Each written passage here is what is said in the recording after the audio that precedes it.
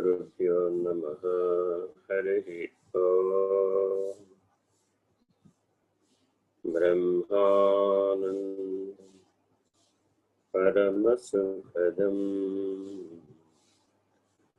केवलं ज्ञानमुक्तिं द्वन्द्वातीतं गगनसदृशं तत्त्वमस्यादिलक्ष्यम् एकं नित्यं विमलमचलं सर्वधी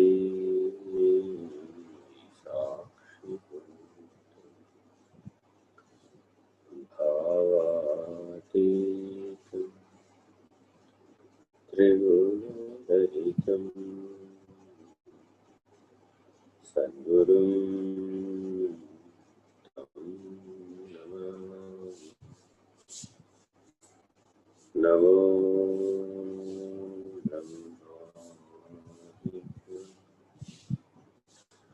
ब्रह्मविद्या सम्प्रदाय कर्तव्यो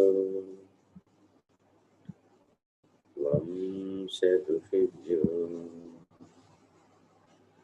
महाभ्यो नमो गुरुभ्यो सर्वोपप्लवरहित प्रज्ञानघन प्रत्यगर्थो ब्रह्मैवाहमस्मि। अहं पदार्थरहितः सदाशिवसमारम्भाम् व्यासशङ्करमध्यमाम् अस्मदाचार्यपर्यन्ताम् वन्दे गुरुपरम्पराम्। हरिः ओम्। श्रीगुरुभ्यो नमः। हरिः ओम्।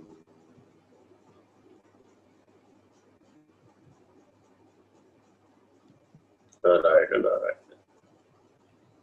సాయిరామ్ అండి గురుగారు. చదవండి. 34వ శ్లోకం కంటిన్యూ చేస్తున్నామండి. నిర్గుణో నిష్క్రియో నిత్యో నిర్వికల్పో నిరంజనః నిర్వికారో నిరాకారో నిత్యముక్తోస్మి నిర్మలః. నిత్యముక్తః చెప్తున్నారండి. గుణములు, క్రియల చేత విషయ ప్రవర్తనలు, భ్రాంతి, సంబంధ బాంధవ్యములు, మార్పులు, నామరూపములు మొదలైనది లౌకిక రీతి విషయ ప్రవర్తనలకు స్థితిగతులు. ఇదొక విష వలయం, ఇదొక సుడిగుండం. సుడిగుండం అంటే ఏం చేయాలి? ఈ ఉపమానాన్ని గట్టిగా పట్టుకోవాలి. సుడిగుండంలో పడినటువంటి వాడు సుడి యొక్క వడి ఎటుంటుందో అటే తిప్పబడతాడు.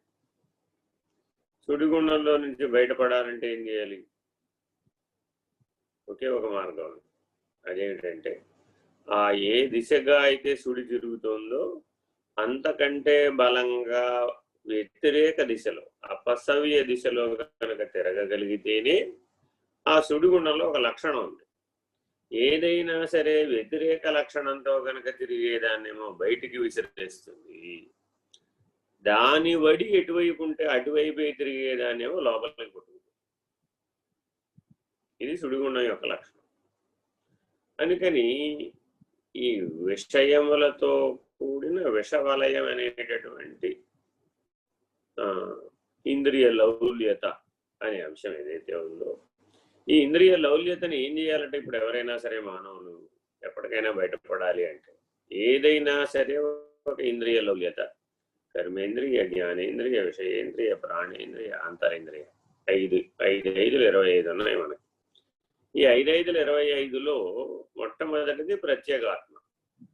ఈ ప్రత్యేగాత్మ ఎప్పుడూ కూటస్థ స్థితిలో ఉండాలి. ఎప్పుడూ బ్రహ్మాండ సాక్షి అయినటువంటి కూటస్థ స్థితిలో ఉండవలసినటువంటి ప్రత్యేగాత్మ 5 25 అయినటువంటి పిండాండంతో కూడినటువంటి విషయ వలయంలో ప్రవర్తిస్తోంది. కారణం ఏమిటట? పిండాండం అనేటటువంటి 25 ఒక సుడి గుండం లాంటిది. లోపలికి లాక్కుపోవడమే కానీ బయటపడేది. బయటపడేయాలంటే ఏం చేయాలి ఈ సాధకుడు? అపసవ్య దిశలో, వ్యతిరేక దిశలో, అది ఎంత వేగంగా జరుగుతుంటే నువ్వు కూడా అంత వేగంతో అపసవ్య దిశలో తిరగాలి. తిప్పితే అది నిన్ను బయటికి విసిరేస్తుంది. నువ్వు బయటపడక్కర్లా, అదే నిన్ను బయటపడేస్తుంది. ఉదాహరణ చెప్తా చూడండి. ఇప్పుడు ఎవరైనా ఏదైనా ఏదో ఓ సినిమాకి వెళ్ళొచ్చారు. మీరు మీ పక్కింటి వాళ్ళు, మీ కుటుంబం వాళ్ళు ఎవరో ఒకరు వెళ్ళారు. మీకు అందులో ఆసక్తి లేదు, మీరు వెళ్ళలేదు. సరే, వాళ్ళు వచ్చి ఏం చేస్తారంటే మీ పక్కన కూర్చుని, ఆహా వాడల్లా ఎగిరాడు, వీడిలా దూకాడు, వాడు కొండ మించి దూకాడు, ఇట కొండ మీదకి ఎగిరాడు, అప్పుడు హీరోయిన్ అలా వచ్చింది, ఇలా వస్తే ఇలా పాట పాడాడు, అలా పాట పాడాడు, ఇలా ఏదో పాట, ఫైట్, స్టంట్, ఆట మాట పాట గురించి చెప్తూ వచ్చిన తర్వాత ఏదో కాసేపు మాట్లాడతారు కదా, సినిమా అలా ఉంది, సినిమా ఇలా ఉంది. సరే, వాళ్ళేమో ఆ పాట పాడారనుకోండి, మీరు నిర్వాణ షట్కం పాడారనుకోండి. సరే, నేను కూడా ఒక పాట పాడతానని మీరేం చేయాలి? అప్పుడు మనోబుద్ధి అహంకార చిత్త నినాహం అని నిర్వాణ షట్కం పాడారనుకోండి. ఇప్పుడు ఏమైంది? వాళ్ళకేమనిపించింది? ఆ సినిమాలో ఉన్న విషయం, వారు ఆనందించిన విషయం, వారు గుర్తించిన విషయం, వారికి అద్భుతం అనిపించిన విషయాన్ని మీతో పంచుకుంటున్నారు. ఇప్పుడు అదొక సుడిగుండం. అంటే నీకు కూడా అది ఆసక్తి కలిగింది అనుకోండి. అప్పుడు ఏం చెప్తావు? ఓహో, అంత బాగుందా, అయితే నేను కూడా రేపు వెళ్ళి చూస్తాను అన్నాడు. మొదలైందా లేదా? రేపటిదాకా ఎందుకు? ఇప్పుడు సెకండ్ షో ఉందిగా, వీళ్ళు చూసి వచ్చేస్తే ఓ పని అయిపోతుంది. సలహా ఇస్తాడు వాడు. ఎందుకంటే వాడు ఫస్ట్ షోకి వెళ్ళొచ్చాడు, నిన్ను సెకండ్ షోకి వెళ్ళమంటున్నాడు. సెకండ్ షోకి వెళితే ఏమైంది? ఇప్పుడు సంధ్యావందనం పోయింది, రాత్రిది పోయింది, పొద్దుంది పోయింది, సదాచారం పోయింది, దాని స్థానంలో విషయం వచ్చేసింది. ఇట్లా ఎక్కడెక్కడైతే విషయమనే విషవలయం వస్తుందో అక్కడక్కడల్లా నువ్వేం చేయాలి? పారమార్థికమైనటువంటి ప్రవర్తన, సదాచారం, దానిని ప్రవేశపెట్టు. వేదాంత వాక్యాలతో నీ వ్యవహారాన్ని పరిష్కరించు. ఏమండి, ఎవరైనా సరే సినిమాల గురించి చెప్తూ ఉంటే నిర్వాణ షట్కం కనుక నువ్వు చెప్పేవనుకోండి, ఏమవుతుంది? ఆయనకి నీకు ఇంకా మళ్ళీ చెప్పాలనిపిస్తుందా? ఇంకా పొరపాటును కూడా వీడికి మళ్ళీ ఈ విషయాలు చెప్తే లాభం లేదురా బాబు అనుకుంటాడు. ఇలా నువ్వు కొంతకాలం ప్రవర్తించేటప్పటికీ నీ చుట్టుపక్కల ఉన్న సమాజం ఏమవుతుంది?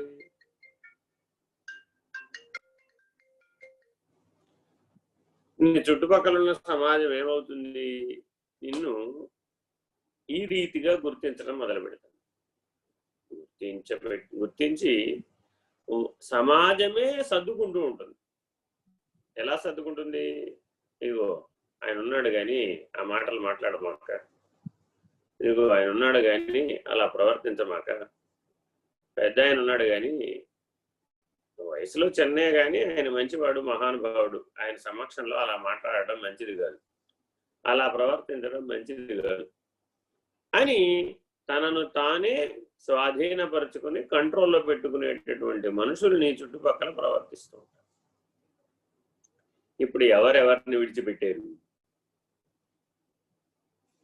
ఇది ఒక రకమైన పద్ధతి. రెండో రకమైన పద్ధతి, బాగా కాలినటువంటి ఇనుప గుండు మీద ఓ గుప్పెడు నీళ్లు చల్లాం, ఓ చారెడు నీళ్లు చల్లాం, ఏమవుతుంది? ఆవిరైపోతుంది. సరిపోతుందా? బాగా కాలిన ఇనుప గుండు మీద చారెడు నీళ్లు చల్లితే ఏ మూలకి చల్లారుతుందా? చల్లారు. అటువంటి తీవ్ర వైరాగ్య నిష్ఠ, తీవ్ర జ్ఞానాగ్ని నిష్ఠను కలిగి ఉండాలి. ఇది రెండో పాయింట్, రెండో మెట్టు అనమాట. మొదటి మెట్టేమో ఇందాక చెప్పినటువంటి, అంటే లౌకికమైనటువంటి వ్యవహారం వచ్చినప్పుడు ఆ సమయంలో నువ్వు పారమార్థిక చింతన చెయ్యాలి. ఆ సమయంలో నువ్వు పారమార్థికమైనటువంటి అంశాలను గురించి ఆలోచించాలి, ఆచరించాలి. నువ్వు వెంటనే లోపలికి తిరిగి ధ్యానం చేయడము, జపం చేయడము, లేకపోతే శ్వాస మీద ధ్యాస చేయడము, దృష్టిని భూమధ్యంలో నిలపడము, మానసికంగా అజప అనే స్థితిలో నిలకడ చెందడము, ఇలాంటి అంతర్ముఖ సాధనలు చేస్తూ ఉన్నావు అనుకోండి, అప్పుడు నీ బహిర్ముఖమైన ప్రపంచం నిన్నేమి ప్రభావితం కాలేదు. అయితే ఇది గమ్యం చేరినటువంటి పద్ధతిగా ఒప్పుకోనమాట. ఎందుకని అంటే బాహ్యం చేత ఆకర్షించబడుతున్న లక్షణం ఇంకా మిగిలింది కాబట్టి ప్రయత్నం చేస్తున్నాడు విరమించడానికి. రెండో మెట్టులో ఇది నీ లోపల ఆంతరిక జగత్తుని ఖాళీ చేస్తుంది. ఖాళీ చేసి తీవ్రమైన వైరాగ్యాన్ని, తీవ్రమైన జ్ఞానాగ్నిని ఇస్తుంది. తీవ్రమైన వైరాగ్యం ఒక స్థాయి, తీవ్రమైనటువంటి జ్ఞానాగ్ని ఒక స్థాయి. తీవ్రమైనటువంటి వైరాగ్యం అనే అగ్ని లభించినటువంటి వాడికి నిత్యముక్త స్థితి ఏర్పడదు. ఎందుకని? వాడి జోలికి ప్రపంచమే కాదు, పంచభూతాలు కూడా రావు. ఎందుకని? వాడు తాపత్రయ విలక్షణుడు. వాడి జోలికి ఏది రాదు. జాగ్రత్తగా ఒక పక్కకు జరిగి ఉంటాయి అన్నమాట. అందుకని చూడండి, మనకి హిమాలయాల్లో యోగులు శరీరం మీద కౌపీనం మాత్రమే కలిగి ఉంటాడు అంతే. కానీ మిగిలినటువంటి లౌకికులు అందరూ కూడా ఎలా ఉంటారు? పైనుంచి కిందకి ఆ చలికి తట్టుకోవడానికి కావలసినటువంటి వస్త్రధారణను కలిగి ఉంటారు. మరి ఆ వస్త్రధారణ, వీళ్ళనేమో అంత చలికి తట్టుకునే వస్త్రాలు వేసుకున్నా వీడేమో గజగజ వణుకుతూ ఉంటాడు. ఆ కౌపీన వస్త్రధారి అయిన యోగి మాత్రం ఏమీ చెల్లించడు. ఇంకా వెళ్ళేం చేస్తాడు? ఆ చల్లటి నీళ్లు స్నానం చేస్తాడు, ఆ మంచు నీళ్లే స్నానం చేస్తాడు. ఏం అణకడు, ఏం కంగారు పడిపోడు, ఏం కొయ్యబారిపోడు. పొరపాటున గనక లౌకికమైనటువంటి స్థితిలో దేహమే నేనుగా ఉన్నటువంటి వాడు గనక వెళ్ళి ఆ నీళ్ళలో స్నానం చేసాడు అనుకోండి, అర్జెంటుగా వాడిని హాస్పిటల్లో చేస్తారు. ఊపిరాడదు, కొయ్యబారిపోతుంది శరీరం. మరి ఏమిటి తేడా ఆ శరీరానికి ఈ శరీరానికి అంటే, ఆయన అనేక కాలం జీవితంలో ఆ పంచభూతాలను జయించడానికి తీవ్రమైన వైరాగ్యంతో శ్రమించాడు, వాటిని స్వాధీనపరుచుకున్నాడు. ఇది ఒక స్థాయి. ఇది తీవ్రమైన వైరాగ్యంతో యోగిగా మారేటటువంటి జీవన విధానం. మొదట ఏం చూసాము? భోగి. ఆ భోగిలో నుంచి జాగ్రత్తగా విరమించటం, విరాగిగా విరమించటం. అయితే ఆ విరాగిగా విరమించడం సరిపోతుందా అండి అంటే చావు. కానీ అది అవసరం, అట్లా ఉండటం అవసరం. లేకపోతే గృహస్థు జీవించలేడు. వేదాంత పద్ధతిగా గృహస్థు జీవించాలంటే సరి అయిన మార్గం మొదటి పద్ధతి. రెండో మెట్టు, అది అక్కడికి ఆపుకోకూడదు. ఈ వైరాగ్యాన్ని అంతరంగంలో బాగా పెంచి ఆంతరికమైనటువంటి జగత్తును ఖాళీ చేయాలి. ఆసక్తి అన్నటువంటి, ఆశ అనేటటువంటి లత అంకురించకుండా ఆ పరిణామాన్ని పూర్తి చేయాలి. దేని ఎందైనా సరే ఆసక్తి మిగిలి ఉంటే, పరమహంస గారి శ్రీమతి గారు శారదాదేవి అంటారన్నమాట, పట్టిక బెల్లం మొక్క తినాలన్న ఆశ మిగిలి ఉన్నా ఇంకను భోగించవలనని ఆశ ఏది మిగిలి ఉన్నా పునః శరీరం అవసరం అవుతుంది అంటారు ఆవిడ. వారి ఉపదేశాలలో ఇది ఉత్తమమైన ఉపదేశం. అంటే శరీర పునర్జన్మ ఎట్లా వస్తుందమ్మా అని అడుగుతారన్నమాట. పునర్జన్మ ఎట్లొచ్చింది? ఏదో ఒకటి భోగించాలి, ఇంకను భోగాసక్తి ఒకటి మిగిలింది భావనామయ శరీరంలో. అది కన్నా కాలా చెవ అంటే కన్ను కాలు చెవిలో ఉండదు, భావనామయ శరీరంలో ఏదో ఒకటి మిగులుతుంది. ఏదో ఒకటికి ఈఫిల్ టవర్ పైనుంచి దూకితే బాగుండు, లేదంటే అదేంటి మౌంట్ ఎవరెస్ట్ పైకి ఎక్కి దూకితే బాగుండు, లేదంటే కొంతమందికి విమానాల నుంచి దూకే సాహస క్రీడల మీద ఆసక్తి ఉంటుంది. అలాంటి ఏవో రకరకాల భోగాసక్తులు ఉన్నాయనుకోండి. ఏమిటి దూకితే ఏమిటవుతుంది? సరిగ్గా కిందకి జరిగితే బతికుంటాడు, మధ్యలో పోతేనేమో కిందకి శవం వస్తుంది. రెండే ఆల్టర్నేటివ్స్. ఫలితాలు ఏమిటంటే ఇవి రెండే. అయితే అందులో వావ్ ఫీలింగ్ ఉందండి, నాకు అద్భుత అన్నటువంటి ఫీలింగ్ ఉందండి అన్నాడు అనుకో. ఎప్పటికైనా నా జీవితంలో దాన్ని పొందాలనుకుంటున్నాను, అది పొందక ఉండలేను. పతనం ఎటు జరుగుతుందంటే ఇది పొందక ఉండలేను అన్నప్పుడు పతనం చెందుతాడు. ఈ ఉండలేను అన్నటువంటివన్నీ పునర్జన్మ కారణం అవుతాయి. ఇది బాగా గుర్తుపెట్టుకోవాలి. ఏ అంశాల గురించి అయినా సరే జాగ్రత్తగా రామాయణాన్ని పరిశీలిస్తే దశరథుడు శబ్దవేది బాణం ద్వారా ఒక మునికుమారుణ్ణి ప్రాణాలు హరిస్తాడు.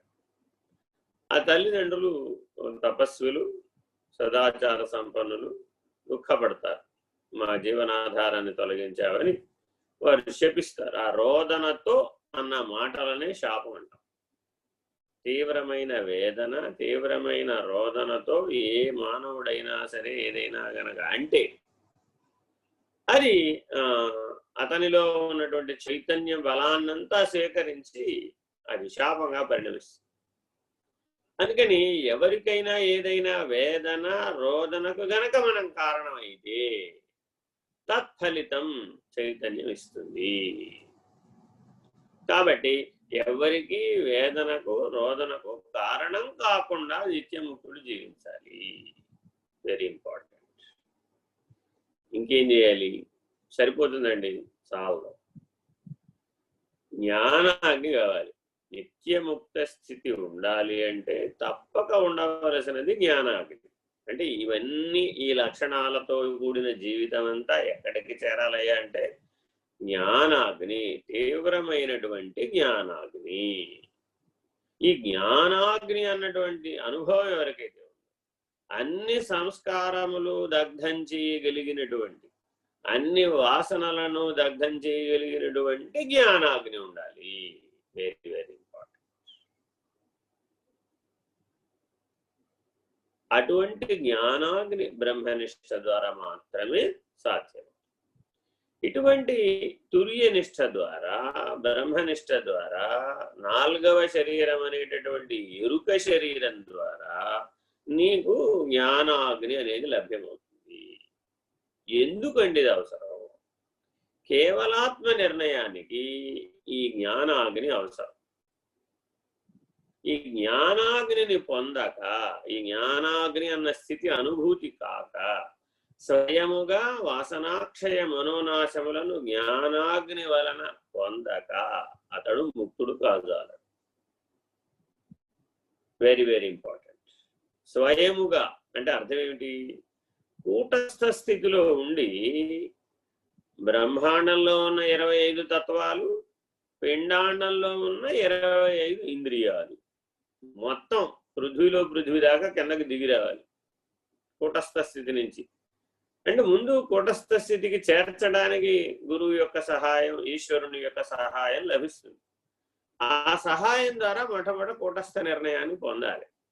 తాను బ్రహ్మమై ఉన్నాననే నిర్ణయాన్ని పొందాలి. పొందిన తర్వాత పునః మళ్ళా కిందకి రావాలి. ఆ నిర్ణయంతో కిందకి రావాలి. ఎక్కడి దాకా రావాలి? పృథ్వీ దాకా రావాలి. వచ్చి పునః మళ్ళా ఆకాశంలో ఆకాశం కూటస్థ స్థితి వరకు వెళ్ళాలి. ఇలా బ్రహ్మాండంలోనూ వెనక్కి వెళ్ళాలి, పిండాండంలోనూ వెనక్కి విరమించాలి. ఈ విరమించగలిగేటటువంటి శక్తితో, నివృత్తి మార్గంతో సత్వగుణాన్ని కూడా రద్దు చేయాలి. సంస్కారాలన్నింటినీ రద్దు చేయాలి, వాసనలన్నింటినీ క్షయింపజేయాలి, గుణాన్నంతా కూడా పూర్తిగా రద్దు అయ్యేటట్లు చేయాలి. అలా రద్దై కూటస్థ స్థితి ఎందు నిలకడ చెందాలి. Very very important. ఈ కూటస్థ స్థితి ఎందు నిలకడ చెందినటువంటి వాడికి లభించేటటువంటి అగ్ని జ్ఞానాగ్ని. విరమణలో, విరమించటంలో, నివృత్తి మార్గంలో వైరాగ్యం వల్ల లభించేది యోగాగ్ని. విషయాలను అనుభవించడంలో లభించేది తాపాగ్ని. అవి తాపాన్ని కలగజేస్తాయి, అవి కూడా అగ్ని సమానమే. ఒక విషయ తాపం కలిగినప్పుడు ఆ తాపం వలన వచ్చినటువంటి అగ్ని, ఆ తాపాగ్ని ఏర్పడుతుంది. వింతైన విషయం ఏమిటంటే, ఇంద్రియ జయం కోసం తపస్సు చేస్తాం. ఇంద్రియ జయం ఎందుకని? రెండు మార్గాలు ఉన్నాయి, అభ్యాసం, వైరాగ్యం. వేరే అవకాశం లేదు. ఈ రెండింటి ద్వారానే నువ్వు ముక్తుడివి కావాలి. అభ్యాసం చేసి ఇంద్రియ జయాన్ని పొందినప్పుడు, తపస్సు చేసినప్పుడు కూడా ఒక అగ్ని లభిస్తుంది. ఇంద్రియ జయం వలన కలిగినటువంటి అగ్ని అది. జాగ్రత్తగా గమనిస్తే ఇదంతా వ్యష్టి. కానీ బ్రహ్మం అంటే సమిష్టి కదా, మరి వ్యష్టి కాదు కదా. కూటస్థ స్థితి ఎందు నిలకడ చెందినటువంటి వాడి వద్దకు ఇప్పుడు ప్రకృతి పనిచేయడం మొదలు పెడుతుంది సహాయకారిగా. ఎలా సహాయకారిగా పనిచేస్తుంది అంటే, అతను చెబితే ఎవరెవరికైతే జ్ఞానస్థితి ఎందు మేల్కొలుపు కలుగుతుందో, కలిగే అవకాశం ఉందో, అతను ఏ ఏ సంస్కారాలనైతే రద్దు చేసుకున్నాడో అదే సంస్కారాలతో జీవించేటటువంటి మనుషులను అతను కూరుస్తుంది, దగ్గరికి చేరుస్తుంది. చేర్చి వీటికి యోగాయోగ సంస్కారములని పేరు. ఈ యోగ సంస్కారం ఉన్న వాళ్ళని కానీ, అయోగ సంస్కారం ఉన్నటువంటి వాళ్ళని కానీ నేను బ్రహ్మనిష్ఠుణ్ణి అన్న వాడి దగ్గరికి చేరుస్తూ ఉంటుంది. నేను బ్రహ్మమై ఉన్నానన్న నిర్ణయం పొందినటువంటి వాడి వద్దకు చేరుస్తూ ఉంటుంది. ఇప్పుడు వీడి పని ఏమిటంటే, వాడు స్వయంగా ఏదైతే తన వాసనాక్షయాన్ని, మనోనాశాన్ని ఎట్లా అయితే జ్ఞానం ద్వారా, వైరాగ్యం ద్వారా, అభ్యాసం ద్వారా, విచారణ ద్వారా, ఈశ్వరానుగ్రహం ద్వారా పొందాడో అదే బ్రహ్మజ్ఞానాన్ని, అదే ఆత్మజ్ఞానాన్ని ఆ సంస్కారయుతమైనటువంటి మానవులందరికీ కూడా అందించే బాధ్యత వాడికి వచ్చేస్తుంది.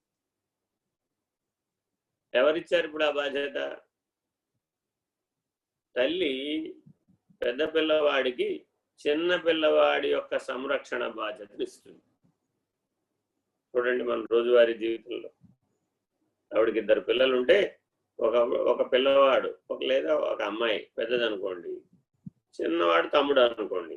తమ్ముడిని కొద్దిగా పట్టుకో, వీడిని జాగ్రత్తగా పాలు పట్టు, ఇదిగో వీడిని కొద్దిగా స్నానం చేయించు, వీడి కొద్దిగా బట్టలై, నేను కొద్దిగా పని చేసుకుంటూ ఉంటాను అని ఎట్లా అప్పచెప్తుందో, అట్లా ఈ నూతనముగా నేను బ్రహ్మమై ఉన్నానని వచ్చినటువంటి సీనియర్ సాధకుడు ఎవడైతే ఉన్నాడో, ముని ఎవరైతే ఉన్నాడో, అద్వేష్ట సర్వభూతానాం మైత్రః కరుణ ఏవ చ నిర్మమో నిరహంకారః సమదుఃఖ సుఖక్షమీ. వీడిలో ఈ లక్షణాలు సహజంగా ఉండాలి. ముని అయి ఉండాలి, మౌనంగా ఉండాలి. మౌనం, ఆ మౌన బలంతో, ఆ బ్రహ్మజ్ఞాన బలంతో అతను తనను ఆశ్రయించినటువంటి సాధకుల యొక్క సంస్కారాలను, వాసనలను క్షయింపజేసేటటువంటి సామర్థ్యం కలిగిన వాడవాలి. ఇప్పుడు సమిష్టి అనుభవం కూడా రావాలి. వారిలో ఉన్నటువంటి చైతన్యానికి మేలుకొలుపు ఇచ్చేటటువంటి సామర్థ్యం కలిగి ఉండాలి. వారిలో ఉన్న చైతన్యాన్ని మేలుకొలిపి ఆ చైతన్య స్థితిలో వాడు నిలకడ చెందుతూ ఉంటే వారు స్వయముగా సంస్కారములను రద్దు చేసుకునే జీవనాన్ని జీవింపచేస్తూ సహాయపడుతూ వాసనాక్షయ మనోనాశాలను పొందే దిశగా అతను మార్గదర్శకత్వం సహాయకారిగా కూడా ఉండాలి. ఈ రెండు పనులు చేయడం ద్వారా అతను సమిష్టి అనుభవాన్ని పొంది సమిష్టి సాక్షి అయినటువంటి ఋషిగా మారతాడు. తనకు తానే చేస్తే ముని అవుతాడు అంతే. సమిష్టి అనుభవం కూడా పొందితే ఋషి అవుతాడు. సమిష్టి అనుభవానికి సాక్షి కదా మరి బ్రహ్మం. సమిష్టి అనుభవం కూడా బ్రహ్మమే, కానీ అది సగుణ బ్రహ్మం. మరి అక్కడి నుంచి ఎదగాలి, ఋషి అవ్వాలి. ఋషి అయినటువంటి వాడే సద్గురు అవడానికి అధికారిత్వాన్ని పొంది ఉంటారు. అంటే సమిష్టి అనుభవానికి సాక్షి అయినటువంటి బ్రహ్మము, నిర్గుణ బ్రహ్మం అనేటటువంటి నిర్ణయం పొందినటువంటి వాడు ఎవడైతే ఉంటాడో వాడు సద్గురువుగా పరిణామం చెందుతాడు. జాగ్రత్తగా గమనించాలన్నమాట ఈ పరిణామాన్ని. మానవులు ఒక్కరే ఈ పరిణామాన్ని సాధించగలుగుతారు ఈ భూమండలంలో. మిగిలినటువంటి 84 లక్షల జీవరాశులకి ఈ అవకాశం లేదు. మానవుడు మొట్టమొదటి ఎలా ఉండాలి? భోగిగా ఉన్నవాడు సాధకుడు అవ్వాలి, సాధకుడుగా ఉన్నవాడు ముని అవ్వాలి, ముని అయినవాడు ఋషి అవ్వాలి, ఋషి అయినవాడు మహర్షి అవ్వాలి. ఎప్పుడైతే మహర్షి అయ్యాడో అతడు సమిష్టి అనుభవానికి సాక్షి అయినటువంటి నిర్గుణ బ్రహ్మం అనే నిర్ణయంలో నిలకడ చెందినవాడు అవుతాడు. ఇది తురియనిష్ట అంటే.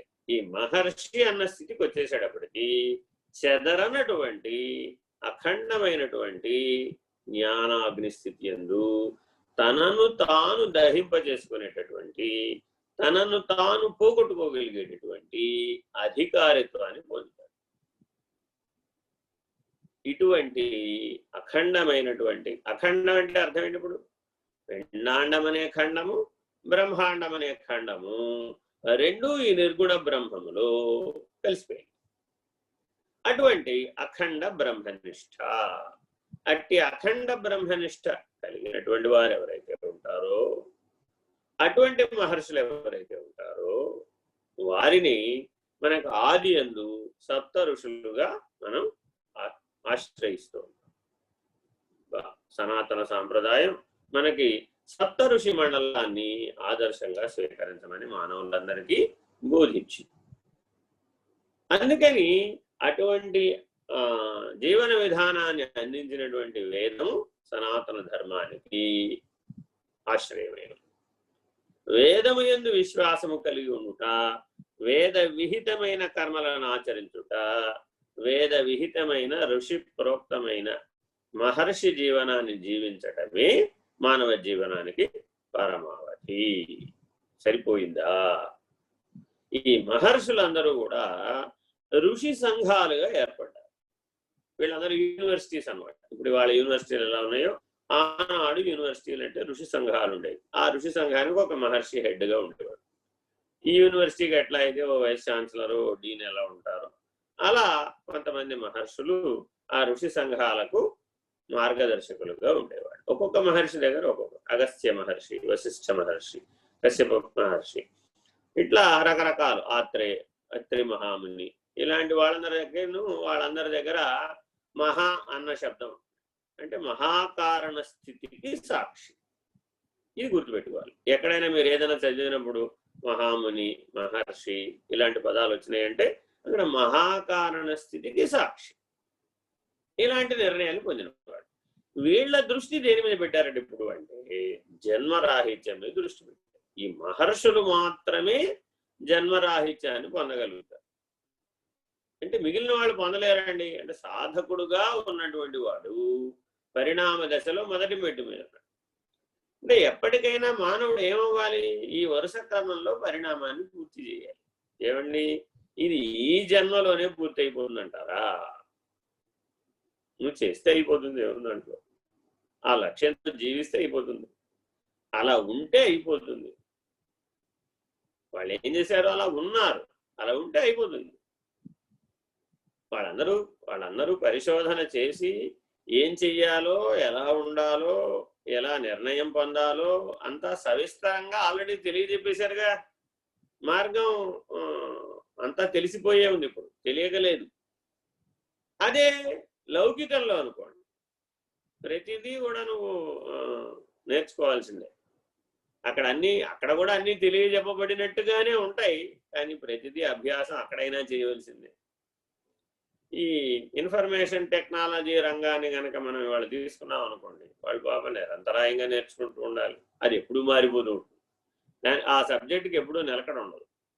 నిమిషానికి కొత్త వచ్చేస్తూ ఉంటాయి. నిమిషానికి ఎవడెవడో ఏదేదో తయారు చేస్తూ ఉంటారు భూమండలంలో. ఆ తయారు చేసినవన్నీ వీడికి రావాల్సిందే. మారిపోయిందండి, ఇప్పుడు ఆ ప్లాట్ఫామ్ లేదండి అంటాడు. అది పోయిందండి, ఇప్పుడు కొత్త వచ్చేసినాయి అంటాడు. యంత్ర పరికరాలు మారిపోతూ ఉంటాయి, యంత్ర పరికరాలను వాడేటువంటి విజ్ఞానం మారిపోతూ ఉంటుంది. ఇలా నిరంతరాయంగా వాడు చదువుతూనే ఉండాలి, అభ్యాసం చేస్తూనే ఉండాలి, అధ్యయనం చేస్తూనే ఉండాలి. మరి అది కూడా సత్యమే, అది కూడా అవసరమే, అది కూడా భక్తి విద్యే.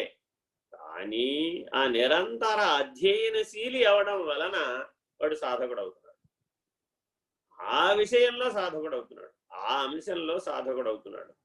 మిగిలిన ప్రపంచాన్ని ఎప్పుడైతే తాను మరిచిపోయాడో, సాధనయే ప్రపంచంగా ఉన్నాడో, విషవలయం నీ మీద పనిచేయదు, విషయ వలయం కూడా నీ మీద పనిచేయదు. ఇది గుర్తుపెట్టుకోవాలి. మొదట ఈ పరిణామాన్ని పొందాలి. ఏమండి, రోజు ఉదయం లేచింది మొదలు రాత్రి నిద్రపోయే వరకు మీకు ఒకటే గోళ, నాకు అర్థం కాదు. ఎక్కడున్నాడో మీ దేవుడు, మీ ఈశ్వరుడు నాకు అర్థం కాదు. కానీ పొద్దున్న లేస్తూ మొదలు పెడతావు, రాత్రి నిద్రపోయేదాకా ఈ రాగం తీస్తూనే ఉంటాడు ఉమాశంకర్, ఎప్పుడు నా మాట వినడు అని వీళ్ళని ఆయన చుట్టుపక్కల ఉన్న వాళ్ళు అనుకున్నారు అనుకోండి. పొద్దున్న లేస్తూ మొదలెడతాడు, కర్తృరాజ్ఞయా ప్రాప్యతే ఫలం అని. ఎందుకని? సాధనయే ప్రపంచంగా మారిపోవాలన్నమాట, సాధనయే జీవితంగా మారిపోవాలన్నమాట. ఒకప్పుడు చింతన, ఒకప్పుడు శ్రవణం, ఒకప్పుడు పఠనం, ఒకప్పుడు పాఠనం. చూడండి ఎన్ని ప్రక్రియలు ఉన్నాయో సాధనలో. ఇలా ఎప్పుడు నిరంతరాయంగా అందులోనే మునిగి తేలుతూ ఉంటాడు అనుకోండి. ఇప్పుడు వాడి చుట్టూ ఎవరు చేరతారు? అంత ఆ రకమైన సాధన సంస్కారం ఉన్నటువంటి వాళ్ళందరూ చేరతారు. ఇప్పుడు ఆయన దగ్గరకు వచ్చి, ఏమంటే చిరంజీవి గారు 150వ సినిమా తీశారటండి, ఒకసారి చూసి వద్దామా అన్నారు అనుకోండి. ఏం చేస్తాం ఇప్పుడు అక్కడికి వెళ్ళి? అదంతా భ్రాంతి కదా, అదంతా మాయామయం కదా. వాడి ఆట వాడిది కాదు, వాడి పాట వాడిది కాదు, వాడి మాట వాడిది కాదు, ఏది వాడిది కాదు. నేను వెనక ఒక్కొక్కటికి ఒక్కొక్క విభాగం ఉంటుంది. ఆ విభాగం అంతా పని చేస్తే కానీ అలా ఆట పాట మాట ఫైటు కనపడదు. అదంతా భ్రాంతికరమని తెలిసిపోయిన తర్వాత ఇప్పుడు మరలా వెళ్ళి సినిమా చూస్తాడా? ఒకవేళ అథవా చూశాడే అనుకోండి, చూస్తే మాత్రం వాడికి ఏమైనా సంగతం కలుగుతుందే? కలగటలేదు కదా. ఎందుకని? అంతరాంతరములందు జగత్తంతా కూడా అసంగోహం అసంగోహం అసంగోహం పునః పునః సచ్చిదానందరూపోహం అహమేవాహమవ్యయః. ఇక్కడి నుంచి ఎక్కడికి ఎదిగాడు? జ్యోతిర్జ్యోతి స్వయం జ్యోతి ఆత్మజ్యోతి శివోస్మ్యహం అనే బ్రహ్మనిష్టను పొందేశాడు. ఇప్పుడు ఈ బ్రహ్మనిష్టను పొందిన తర్వాత ఇతని పని ఏమిటయ్యా? దీని కొరకై వెతుకుతున్నటువంటి మానవులు భూమండలంలో కొంతమంది ఉంటారు. ప్రతి సాధనకి ఒకరుంటారు సుమి. అరిసెలు తయారు చేద్దాం నువ్వు అనుకున్నావు అనుకో, అరిసెలు తయారు చేసేవాళ్ళు, తయారు చేస్తే తినేవాళ్ళు, తయారు చేయడంలో సలహాలు ఇచ్చేవాళ్ళు భూమండలంలో చాలా మంది ఉంటారు. నువ్వు అనుకోవాలే కానీ వాళ్ళందరూ ప్రత్యక్షం అయిపోతారు, లేదా వాళ్ళ దగ్గరికి నువ్వన్నా వెళ్ళిపోతావు. ఇప్పుడు వాళ్ళ దగ్గరికి నిన్ను లాక్కెళ్ళింది ఏమిటి? అరిసె. వాళ్ళ దగ్గరికి రావడానికి కారణం ఏమైంది? అరిసె. అంతే. అరిసె మీద ఆసక్త అని విచారణ చేయాలన్నమాట. అసలు భూమండలంలో అరిసె లేకపోతే నాకు ఆసక్తి ఉండదు కదండి, అరిసెండు ఒకటి ఉంది కాబట్టి నాకు ఆసక్తి కలిగిందండి అనేవాడు భోగి. అరిసె కాకపోతే బూరె, బూరె కాకపోతే గారె, మరొకటి వస్తుంది, తీస్తే మరొకటి వస్తుంది. ఆ భోగికి వచ్చిన చిక్కు ఏమిటంటే, ఆ విష వలయంలో ఉన్న చిక్కు ఏమిటంటే, అరిసె తీసేసామండి, కాసేపు అయితే బూరి వస్తుంది, బూరి తీసేసామండి, తర్వాత గారె వస్తుంది, గారె తీసేసామండి, తర్వాత పులిహార వస్తుంది. ఏదో ఒకటి కర్మేంద్రియ, జ్ఞానేంద్రియ, విషయేంద్రియ, అంతరింద్రియాలలో ఏదో ఒక విష లంపటం తగులుకుంటుంది. దేని వల్ల తగులుతుంది? ఆశాపాసము చేత, పొందాలి భోగాసక్తి చేత. అంతకుమించి ఏమి వేరేమి లేదు. ఏమండి, బీరకాయ కూరలో పెసరపప్పు అయితే బాగుంటుందంటారా, పచ్చెనపప్పు అయితే బాగుంటుందంటారా? Anything is fine. 104 జ్వరం ఉన్నవాడి దగ్గరికి వెళ్ళి ఈ మాట అడిగామండి.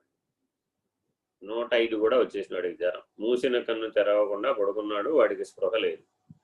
నాయన, నువ్వు బీరకాయ కూరలో పెసరపప్పు వేస్తే తింటావా, పచ్చెనపప్పు వేస్తే తింటావా అని ఈ 105 జ్వరం వచ్చిన వాడిని అడిగామనుకోండి, ఏమవుతుంది? ఏమంటాడు వాడు? మన స్పృహలో లేడుగా వాడు, వాడి తెలివిలో వాడు ఉన్నాడు. ఇప్పుడు 105 జ్వరం పోగొట్టుకోవడమే ప్రధానం వాడికి, మిగిలినవన్నీ అప్రధానం. ఈ 105 జ్వరం వచ్చిన వాడు ఎలా అయితే ఉన్నాడో, విషయ స్పృహ లేక, సాధకుడు అలా ఉండాలి, జ్ఞాని అలా ఉండాలి, ముక్తుడు అలా ఉండాలి. ఎప్పుడు అసలు వాడిని ముట్టుకుంటే కాలిపోతూ ఉంటాడు, ముట్టుకుంటే అసలు వాడి జోలికి వెళదామంటేనే విషయాలు ధ్వంసం అయిపోతూ ఉంటాయి, భగ్నమైపోతూ ఉంటాయి. భావజ్ఞ భవరోగగ్ని భవారణ్య కుఠారిక. ఎందులోదండి ఇది?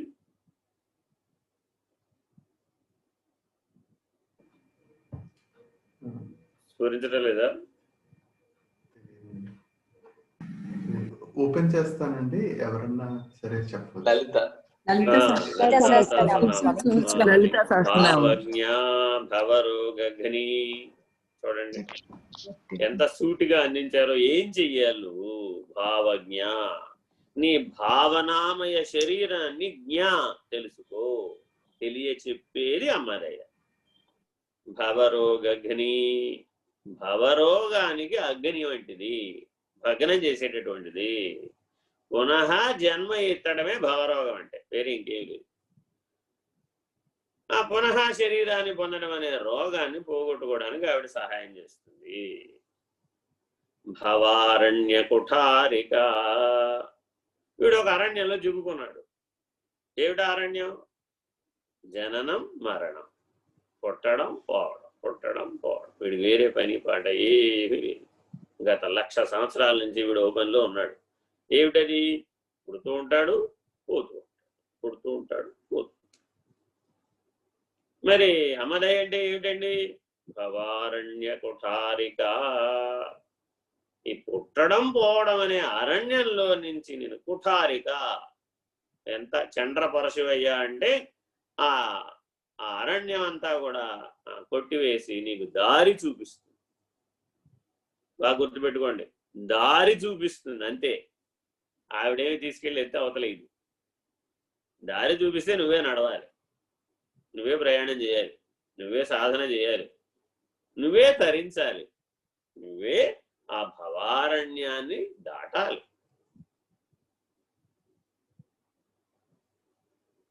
భక్త ప్రియా. చూడండి, దారిలో మళ్ళీ నీకేమవుతుందట? దాహం వేస్తుందట. ఆ దాహాన్ని తీర్చేది భక్తి. అవసరమా కాదా? Very very important. సాధకుడికి గనక ఆర్తి కలిగినప్పుడు, ఆర్తి అనే దాహం కలిగితే, ఆ ఆర్తి అనే దాహాన్ని తీర్చేదానికి భక్తి అని పేరు. చాలా జాగ్రత్తగా మనం రోజు చదువుకునే సహస్రనామాలని జ్ఞాన మార్గ సరళితో అర్థం చేసుకోవాలి.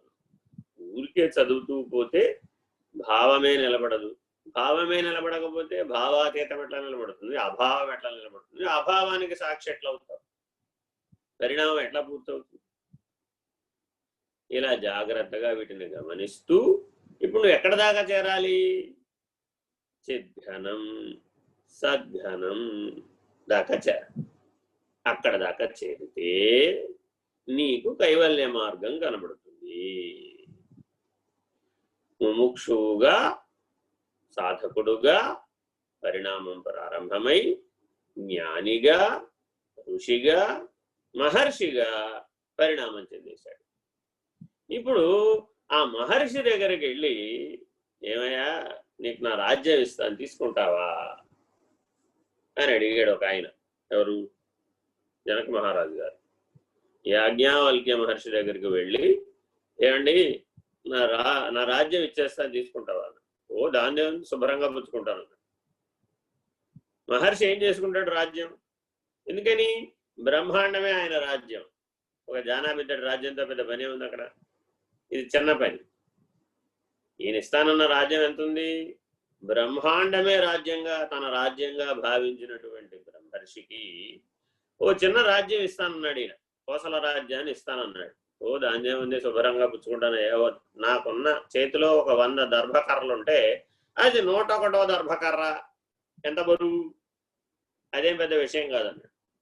సరే నువ్వు పని చేయి, అయితే నేను పుచ్చుకుంటా కానీ నువ్వు పని చేయాలి. నీకు రాజ్యం నడపడం బాగా వచ్చా? పరిపాలించడం బాగా వచ్చా అని అడిగాడు. ఓ బ్రహ్మాండంగా వచ్చింది బాబు. గత 40 ఏళ్ళ నుంచి అందులోనే కదా నేను కొట్టుకుపోయింది. తల మునకలు అయిపోయింది అందులోనే కదా.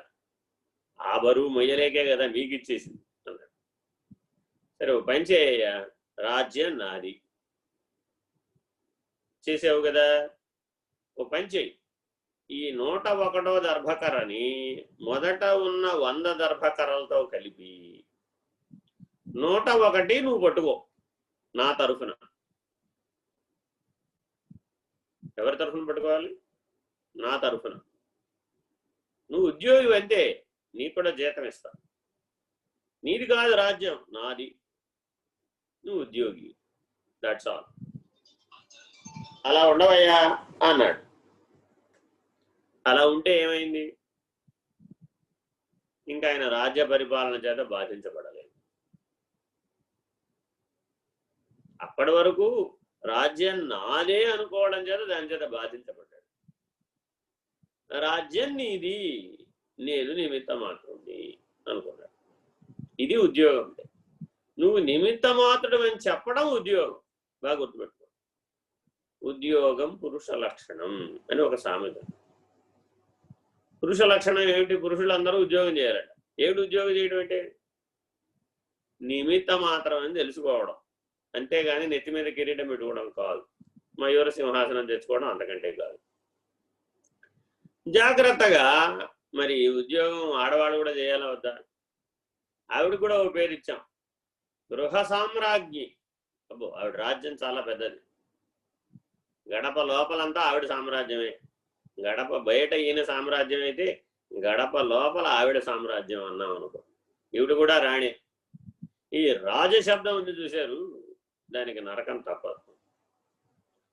ఎక్కడెక్కడైతే రాజశబ్దం విధించబడుతుందో, చెప్పబడుతుందో, ఆశ్రయించబడుతుందో ఆ రాజశబ్దం నరక ద్వారం వైపు తీసుకెళ్తుంది అంటారు పెద్దలు. ఎందుకనిట? నెత్తి మీద కిరీటం, కూర్చోడానికి సింహాసనం లేకపోతే రాజుకు బాగు, చేతిలో కత్తి. ఈ మూడింటి వల్ల కామ, క్రోధ, లోభములనే నరక ద్వారములు తెరుచుకుంటాయి. ఎప్పుడైనా గుర్తుపెట్టుకోండి. నన్ను ఎవరూ పొగడలేదు, నన్ను ఎవరూ గుర్తించలేదు, నా శ్రమను ఎవరూ గుర్తించడం లేదు, నేనే కొవ్వొత్తిలాగా కరిగిపోతున్నాను, ఇలాంటి భావాలు వేదన, వాదనకు కారణమవుతాయి. సాధకుడు ఇలాంటి వేదన, వాదన భావాలలో నుంచి ముక్తుడవ్వాలి. సాధకుడు ముక్తుడవ్వాలి. బ్రహ్మజ్ఞానికి అసలు ఆ గొడవ లేదనుకోండి, వాడికి వేదన, వాదనతో పని లేదు. ఎందుకని? వాదన వేదన కొరకే. ఆ సత్యం వాడికి సాధన టైం అప్పుడే తెలిసిపోయింది. ఇంకా వాడు ఎవరితో వాదించడు. ఎందుకని? ఏం ప్రయోజనం దానివల్ల? సాధన పోతుంది తప్ప. వాదన చేసే సమయంలో ఉన్నటువంటి కాలం క్షయించిపోవటంలే. అప్పుడు ఏమైపోయాడు?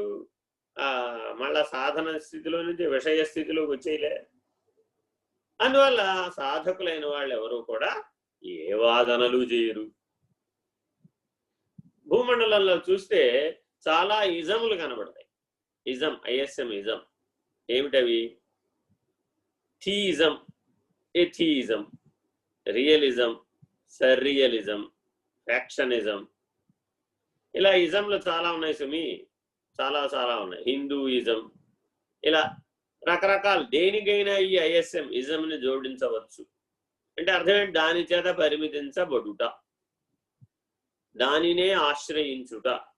అంటే వ్యాపక ధర్మం లేదు వాడికి, కేవలం పరిమితించబడినటువంటి జీవభావమే ఉందన్నమాట. ఎప్పుడెప్పుడైతే నువ్వు ఏ ఏ విషయాలతో, ఏ ఏ విష వలయంతో పరిమితించబడతావో, ఏ ఏ ఆసక్తి చేత పరిమితించబడతావో, యం యం వాపి అనుస్మరన్ తం తం వా తథా అంటాడు. అంటే అర్థం ఏమిటి? వివేక చూడమణిలో ఒక శ్లోకం ఉంటుంది, నువ్వు ఏదైతే స్మరిస్తూ ఉంటావో అదే నువ్వు అవుతావు. ఏవి స్మరిస్తూ ఉంటే అదే నువ్వు అవుతావంటే అర్థం ఏంటి? నేను బ్రహ్మస్వరూపుడను, అయమాత్మ బ్రహ్మ, అహం బ్రహ్మాస్మి, ప్రజ్ఞానం బ్రహ్మ అనే బ్రహ్మానుసంధానమే కనుక నువ్వు చేస్తూ ఉంటే ఏమవుతావు? అదే నువ్వు అవుతావు. అది నీవై ఉన్నావు అనేదే కదా తత్వమసి మహావాక్యం. ఆ మహావాక్యం అనుభూతం అవుతుంది. అలా ఉన్నప్పుడు బాగా గుర్తుపెట్టుకోవాలి, ఏదైనా సరే ఉపనిషత్తులలో చెప్పింది నీకు అనుభూతం కావాలి అంటే నువ్వు అలా ఉండాలి. That is very very important. మూడవస్థలందు ఉండాలి. ఏదో 3 నిమిషాలు ప్రాణాయామం చేశానండి, నాకు బ్రహ్మనిష్ట అనుభూతం కాలేదండి, ప్రయోజనం ఏం లేదు. ఇది 3 నిమిషాల ప్రాణాయామంతో అయ్యే పని కాదు. 30 నిమిషాలు ధ్యానం చేశానండి అంటే అయ్యే పని కాదు. అంటే 3 నిమిషాలు 30 నిమిషాలతో తేలే పని కాదు ఇది. 3 అవస్థలలోనూ అలా ఉన్నప్పుడు మాత్రమే సాధ్యమయ్యేది జ్ఞానం. ఇది బాగా గుర్తుపెట్టుకోవాలి. జ్ఞానం అంటే అది 3 అవస్థలలోనూ మారదు. అలాంటి నిశ్చయ జ్ఞానాన్ని, వస్తు నిశ్చయ జ్ఞానాన్ని పొందినప్పుడు మాత్రమే దానిని బ్రహ్మజ్ఞానంగా పిలుస్తారు. అప్పటి వరకు అది బ్రహ్మజ్ఞానం అనబడదు. అంటే అర్థం ఏంటి? నువ్వు ఏ పాత్ర ధరించినా, ఏ వ్యవహారం చేసినా, అవ్యవహారీగా ఉన్నా, మెలకువలో ఉన్నా, స్వప్నంలో ఉన్నా, గాఢ నిద్రలో ఉన్నా, నీ జ్ఞానస్థితి మారదు, నీ నిర్ణయ స్థితి మారదు, నీ లక్ష్య స్థితి మారదు, నీ సిద్ధ స్థితి మారదు, నీ మహర్షి అన్నటువంటి స్థితి మారదు. ఇటు మారనటువంటి జ్ఞాననిష్ట, జ్ఞానాగ్ని, బ్రహ్మనిష్ట పొందినటువంటి చిద్ఘనం, సద్ఘనమైనటువంటి వాడు కైవల్యాధికారాన్ని పొందుతున్నాడు. తనను తాను పోగొట్టుకోగలిగిన సమర్థుడు అవుతున్నాడు. కేవలాత్మ నిర్ణయాన్ని పొంది తనను తాను పోగొట్టుకోగలుగుతాడు. నిత్యముక్తుడైనటువంటి వాడే జన్మరాహిత్యాన్ని పొందడానికి అధికారి. Very very important. ఈ నిత్యముక్త స్థితి అన్న ఒక లక్షణం మీద మనం నిన్నటి నుంచి ఎందుకు మాట్లాడుకుంటున్నామంటే, జన్మరాహిత్యాన్ని పొందడానికి అధికారిత్వం ఈ నిత్యముక్త స్థితి వలన వస్తుంది. వరుసగా చూస్తే నిర్గుణం, నిష్క్రియ, నిత్యం, నిర్వికల్పం, నిర్వికారం, నిర్విశేషం, నిర్విచారం, నిత్యముక్తోస్మి నిర్మలః. నెక్స్ట్ స్టెప్ ఏమిటి? నిర్మలః అంటే మల విక్షేప దోషములు లేవు. ఏం మిగిలిపోయింది మరి? ఆవరణ దోషం ఒక్కటే మిగిలింది. నిర్మలః అన్నవాడికి ఏం మిగిలిందయ్యా అంటే మల విక్షేప దోషాలు లేవు. ఇప్పుడు వాడికి మలత్రయం లేదు, విక్షేపం లేదు. ఏం మిగిలిపోయింది? నేననే ఆవరణం, సదావరణం ఒకటే మిగిలింది. సత్ స్వరూపుడను, నేను సత్స్వరూపుడను అన్న ఒక్క చిట్ట చివరి ఆవరణ మిగిలింది. ఆవరణ రహితమయ్యేటటువంటి బోధని ప్రబోధగా, మౌన వ్యాఖ్యగా గనక అందుకున్నట్లయితే నేను లేనివాడను అని నిర్ణయం. చివరి మెట్టు అనమాట. ఈ సదావరణమునకు విద్యామాయ అని పేరు. ఎవరైనా సరే తరించినటువంటి వారు, గమ్యం చేరినటువంటి వారు, ఎవరికైనా ఏమైనా చెప్పాల్సిన అవసరం, అగత్యం దైవీ ప్రణాళికలో, ప్రకృతిలో వస్తే ఈ ఒక్క మెట్టు దాకా వస్తారు. ఇది ఎరుకలోకి దిగి రావడం అంటే. సదసద్రహితమైన, ఆవరణరహితమైనటువంటి బయలు నుంచి సత్ అన్నటువంటి మొదటి మెట్టు, నేను సత్స్వరూపుడను అన్న ఎరుక వరకు తాత్కాలికముగా తత్కాలవత్ బోధాకాలమందు దిగి వస్తాడు. పునః తానుగా ఉంటాడు, తాను లేనివాడుగా ఉంటాడు. తనను తాను పోగొట్టుకున్నాడు కదా ఆల్రెడీ. ఆవరణరహితమైనటువంటి బయలును దర్శించినటువంటి వారు మోక్ష సన్యాసమును పొందినటువంటి వారు. ఇట్టి మోక్ష సన్యాసం ఎవరైతే చేశారో వాడు నిత్యముక్తుడు, నిర్మలుడు. వాడికి సహజం అయిపోతాయి. ఈ మోక్ష సన్యాస యోగంలో నిత్యముక్తి, నిర్మలం అనేవి సహజమైపోతాయి. సాధన కావాలి. అదే ఇప్పుడే ప్రాణాయామం మొదలుపెట్టాడు, ఇప్పుడే ధ్యానం చేయడం మొదలుపెట్టాడు, ఇప్పుడే లలితా సహస్రనామ భాష్యం తెలుసుకోవడం మొదలుపెట్టాడు, ఇప్పుడే కాస్త విష్ణు సహస్రనామం ఏదో సాయంత్రం పూట చేద్దాం అనుకుంటున్నానండి, నేను ఎప్పుడు మోక్షం పొందుతానంటారు అన్నాడు అనుకో. అక్షరాభ్యాసం ఇప్పుడే కదా మొదలైంది. పిహెచ్డి దాకా పని జరగాలి.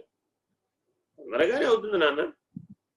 పిల్లాడు అడుగుతాడు చూడండి, చిన్న పిల్లాడు వచ్చి, అబ్బా ఈ ప్రశ్న 4 లైన్లు ఉంది ఆన్సరు, నాకు రావడం లేదు అంటాడు. ఇక కొద్దిగా పై క్లాస్కి వెళ్ళిన తర్వాత ఒక పేజీ ఉంటుంది ఆన్సర్, పేజీ అంతా ఆన్సర్ రాయాలి ఏమిటో అంటాడు.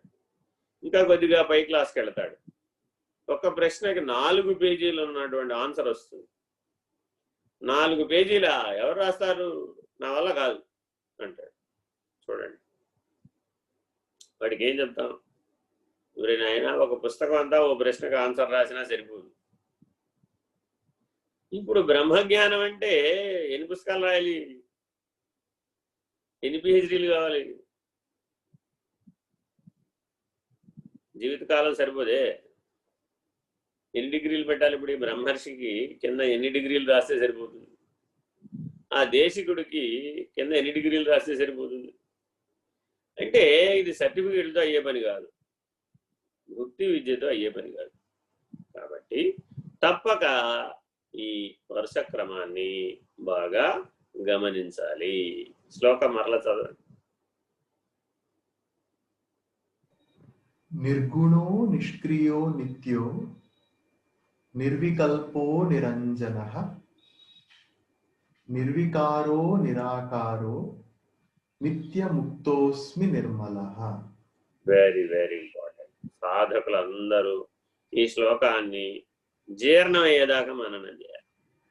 రక్తంలో జీర్ణం అయిపోవాలి, ఇంకిపోవాలన్నమాట. ఎంత పర్ఫెక్ట్గా ఉండాలంటే ఈ లక్షణాలు బ్రహ్మనిష్ఠుడికి అట్లా కాదు. 3 అవస్థలలో సదా సర్వకాలములందు కూడా దేశకాలములను దాటడానికి కావలసినటువంటి శక్తి ఈ లక్షణాల్లో లభిస్తుంది. బాగా గుర్తుపెట్టుకోవాలి మాట. దేశకాలములను దాటాలి అంటే దేశకాలములే ఆవరణ. ఆ ఆవరణ రహితం అవ్వాలి అంటే ఒక సామర్థ్యం కావాలి. ఆ సామర్థ్యం అంతా కూడా ఈ లక్షణాల్లో కనబడుతుంది. ఈ లక్షణాలు ఉన్నటువంటి ఉత్తమ శిష్యుణ్ణి ఓ పుత్రుడా అని దేశికుడు పిలుస్తాడు. గురుపుత్రుడు అయ్యేటటువంటి అధికారిత్వం ఈ శ్లోకంలో ఉన్న లక్షణాలలో ఉంది. ఈ లక్షణాలు సాధించినటువంటి వాడు గురుపుత్రుడు అవుతాడు. గురుపుత్రుడు అవడం అంటే ఏంటంటే గురువుతో సమానమైనటువంటి వాడు, ఐక్యతా సిద్ధిని పొందగలిగినటువంటి సామర్థ్యాన్ని ఇస్తున్నాయి ఈ లక్షణాలు. దాని ద్వారా గురువు ఏ మౌన స్థితి అందు, దేశకాలములు లేనటువంటి మౌన స్థితి అందు ఉన్నాడో అట్టి మౌన వ్యాఖ్యని అర్థం చేసుకోగలిగే సామర్థ్యాన్ని ఇచ్చేటటువంటి గుణాలు ఇవన్నీ కూడా. మానవుడు సద్గుణ ప్రధానుడు, సల్లక్షణ ప్రధానుడు. సద్దర్శనం అనేటటువంటి లక్ష్యం కోసమే మానవోపాధిని ధరించాడు. సన్నిష్ఠుడు ప్రధానమైనటువంటిది మానవ జీవితానికి సద్ఘనం, చిద్ఘనం. సచ్చిదానందం, సత్యం, జ్ఞానం, అనంతం అనేటటువంటి రెండు లక్షణాలు చాలా చాలా ఇంపార్టెంట్. సగుణ బ్రహ్మము సచ్చిదానందం, నిర్గుణ బ్రహ్మము సత్యం, జ్ఞానం, ఆనందం. పరబ్రహ్మము సచ్చిదానందం, సత్యం, జ్ఞానం, అనంతం. బాగా గుర్తుపెట్టుకోవాలి ఈ మూడు మాటలు. సచ్చిదానందం అనే మాటను మనం అన్ని చోట్ల వింటాం. ఇది సగుణ బ్రహ్మం.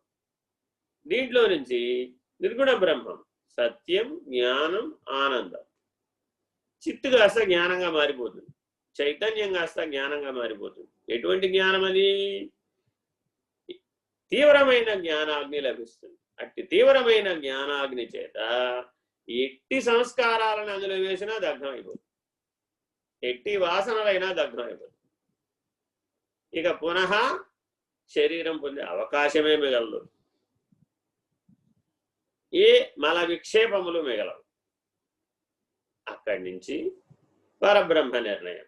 సత్యం, జ్ఞానం, అనంతం బ్రహ్మ.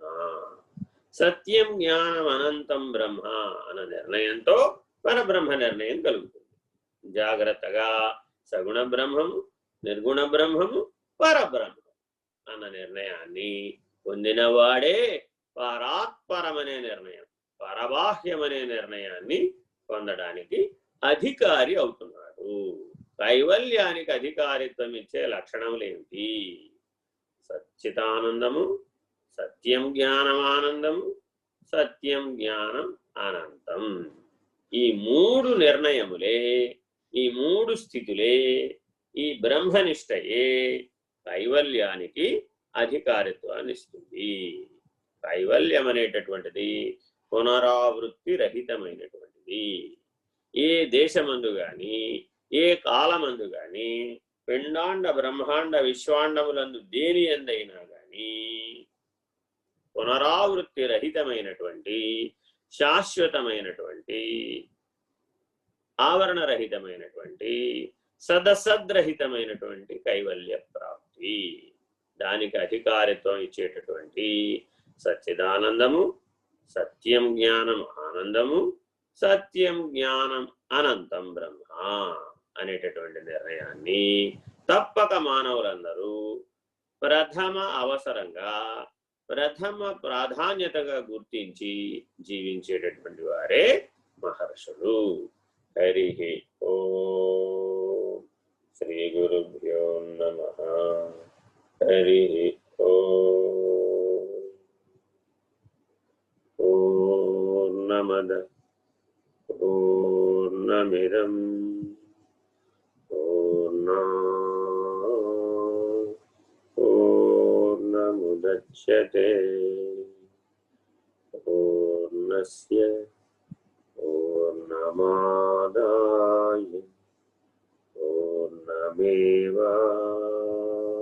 పూర్ణమేవావశిష్యతే.